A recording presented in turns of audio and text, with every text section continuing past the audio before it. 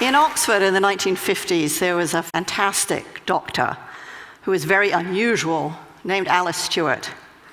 And Alice was unusual partly because, of course, she was a woman, which was pretty rare in the 1950s. And she was brilliant. She was one of the, at the time, the youngest fellow to be elected to the Royal College of Physicians. She was unusual, too, because she continued to work after she got married, after she had kids, and even after she got divorced and was a single parent, she continued her medical work. And she was unusual because she was really interested in a new science, the emerging field of epidemiology, the study of patterns in disease. But like every scientist, she appreciated that to make her mark, what she needed to do was find a hard problem and solve it. The hard problem that Alice chose was the rising incidence of childhood cancers.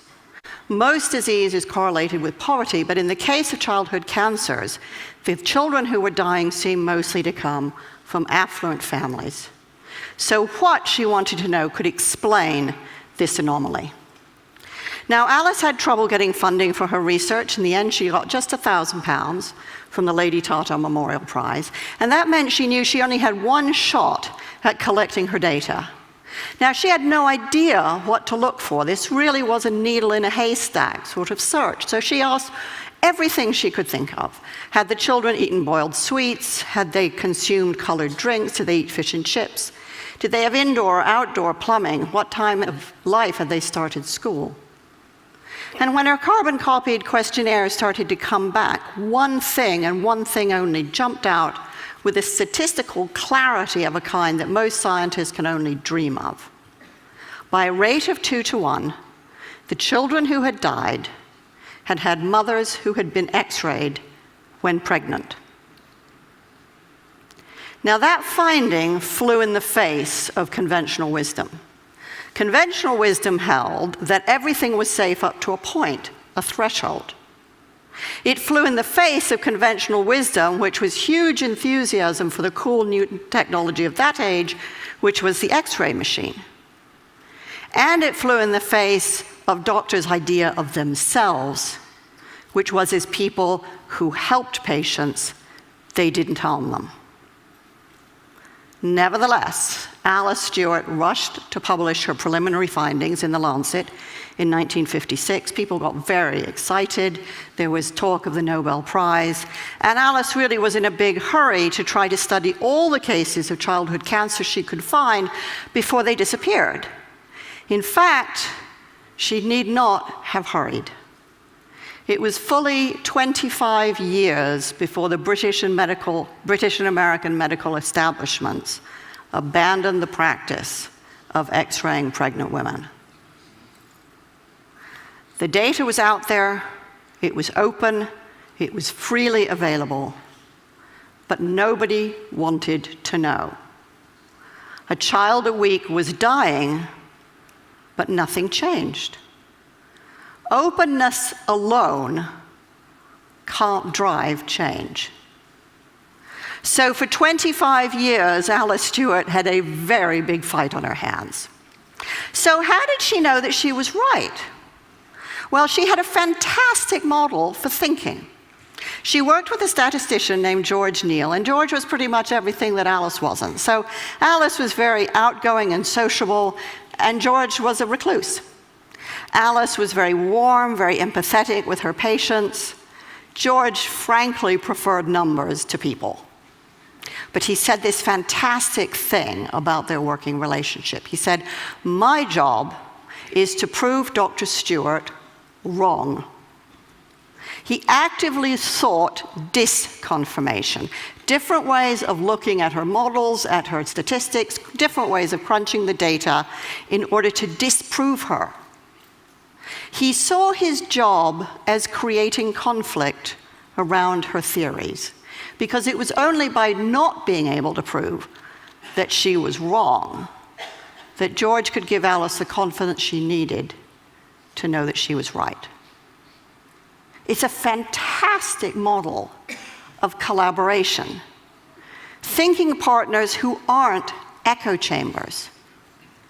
I wonder how many of us have, or dare to have, such collaborators.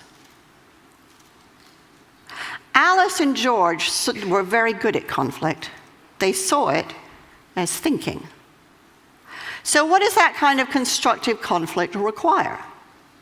Well, first of all, it requires that we find people who are very different from ourselves. That means we have to resist the neurobiological drive, which means that we really prefer people mostly like ourselves. And it means we have to seek out people with different backgrounds, different disciplines, different ways of thinking, and different experience, and find ways to engage with them. That requires a lot of patience and a lot of energy. And the more I've thought about this, the more I think, really, that that's a kind of love, because you simply won't commit that kind of energy and time if you don't really care. And it also means that we have to be prepared to change our minds. Alice's daughter told me that every time Alice went head-to-head with a fellow scientist, they made her think and think and think again. My mother, she said, my mother didn't enjoy a fight, but she was really good at them. So how do we develop the skills that we need? Because it does take skill and practice too.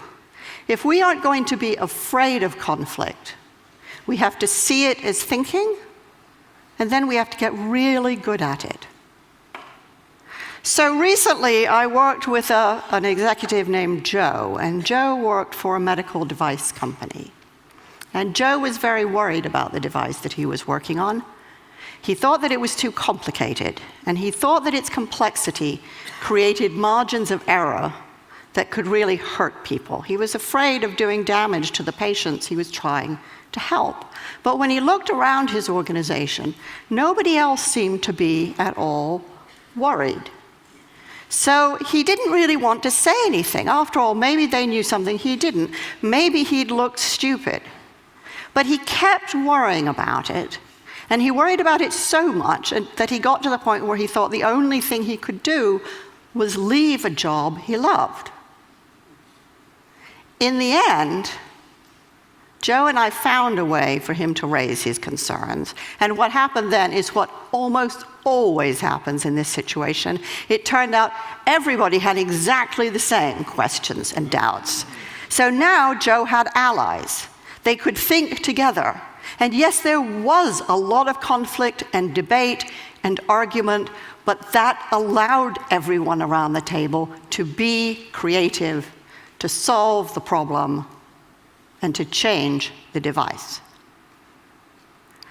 Joe was what a lot of people might think of as a whistleblower, except that, like almost all whistleblowers, he wasn't a crank at all. He was passionately devoted to the organization and the higher purposes that that organization served.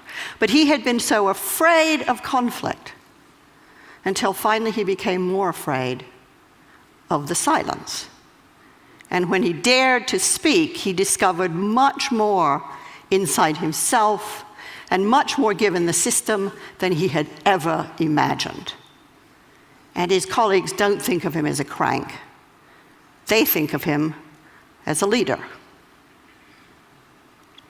So how do we have these conversations more easily and more often? Well, the University of Delft requires that its PhD students have to submit 5 statements that they're prepared to defend. It doesn't really matter what the statements are about. What matters is that the candidates are willing and able to stand up to authority.